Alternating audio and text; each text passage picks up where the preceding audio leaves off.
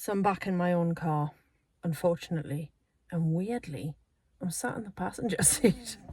I don't actually know why. My dog friend Pickle is here somewhere in the back.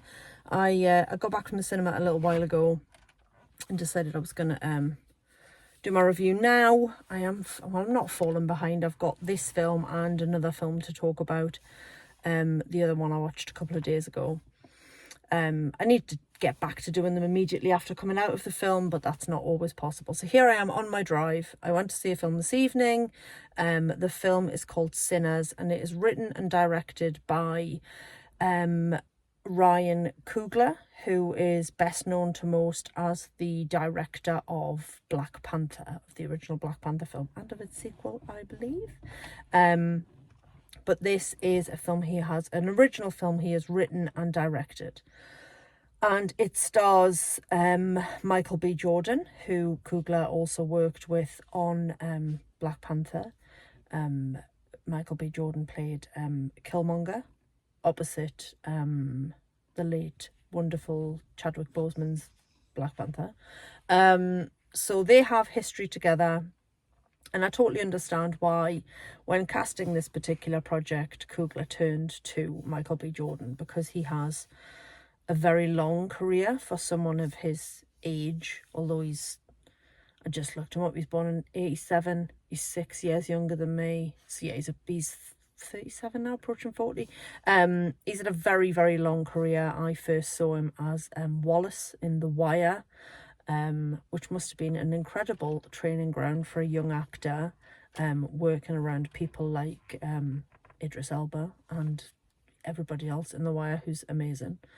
And then obviously, he's been in the Marvel universe. He's Adonis Creed in the Creed franchise.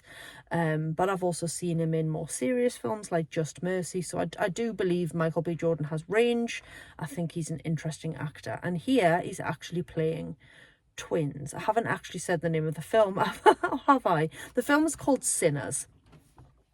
And it is set in Mississippi in, I think it's set 1931. It either said 1931 at the beginning or 1936 or 7. It's in the 1930s. We're in Mississippi. We're in the very deep south. And the beginning of the film, we are introduced to a young man called Sammy.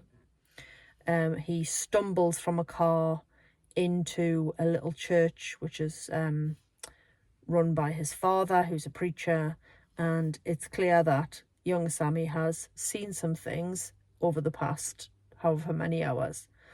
And then we go back one day earlier to how Sammy got to be there at church on the Sunday morning in the state he's in. So basically, Michael B. Jordan is playing twins. As I said, they are colloquially known as Smoke and Stack. I think their names are actually Elijah and Elias Moore. But yeah, they're known as the Smokestack twins. They're back from Chicago, where they've been working for Al Capone. They're clearly, not on the up and up, these two. But they roll back into the town that they're from. And they want to set up a juke joint. They've come with money, they've got liquor, and a dream. They buy an old sawmill from a white man, obviously. And yeah, they want to get this juke joint up and running that very night. Young Samuel Preacher Boy, is their cousin. Their dad and Samuel's dad, the preacher, were brothers. And they decide that he is going to play guitar in their juke joint.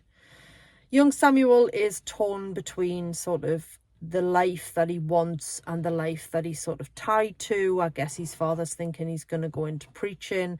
There's a brilliant preamble at the very start of the film about how certain kinds of music can sort of blur the lines between our world and another world. It can break down barriers and it can help you tap into both your past and your future. So there's kind of an undercurrent of the supernatural and transcendent nature of music, be that like African tribal music, be that Irish folk music, be it the blues. I mean, the blues and the devil have quite a long history. It transpires that young Samuel is very, very good with the blues guitar. And it's at this point that I have to talk about the lad who plays Sammy. My God, his name is Miles Caton. I'm going to say Caton, Caton. He is a musician. This is his screen debut. Good God, this lad, my goodness, like, I love a bit of blues guitar, and he can clearly play blues guitar, and then he starts to sing, and then you're like, hold the phone.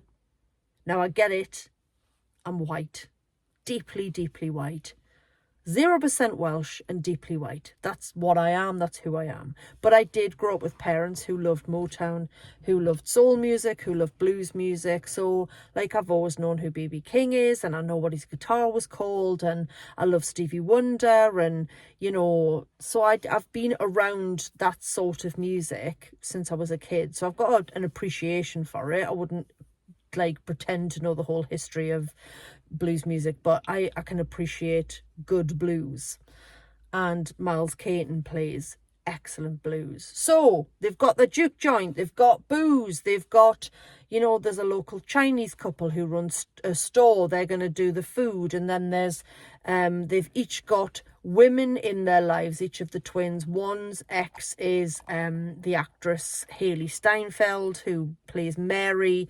Obviously, she is white. One of them has had history with her. The other twin brother has had a love affair with this wonderful woman, Annie. They had a daughter together who they've lost. So, and Annie is the one who understands about the more mystical, the more supernatural, I mean, we're not in Louisiana, but kind of that voodoo type thing.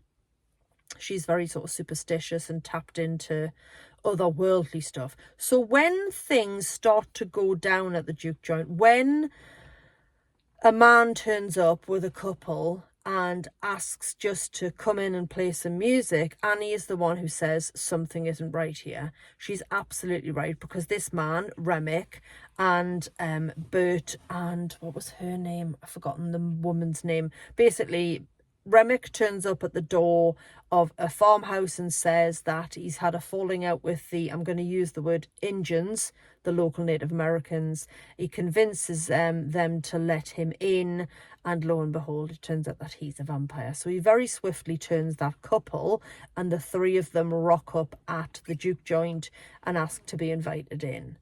Thankfully, nobody does invite them in, but this is where things take a turn.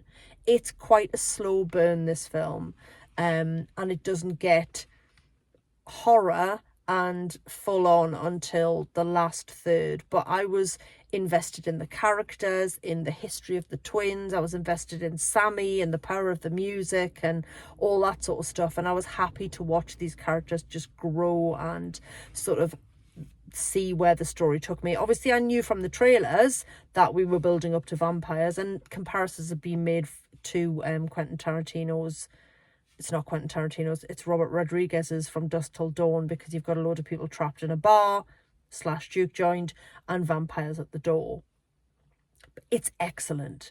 Like, hats off to Ryan Coogler. This is a really bold, interesting film. Yes, it's a horror film, but it's about so much more than that. Obviously, it's about racism, it's about music, it's about oppression, it's about, you know, slavery, keeping the man down, or like, it's about so much. And it's got vampires, and it's really good, and everybody in it is excellent. And Delroy Lindo plays a old drunk harmonica player and piano player called Delta Slim, and he was brilliant. Everybody was great, and it was very, very good. It wasn't particularly scary, but I really liked the way the vampires were realised. Big thumbs up from me. I really enjoyed it, and it was a little bit different, and I'm all about that. So yeah, that's it. That's Sinners. Go and see it, and be patient with it. Like I say, it's a slow burn, but I think it is absolutely worth your time. Thanks for watching. Katie out.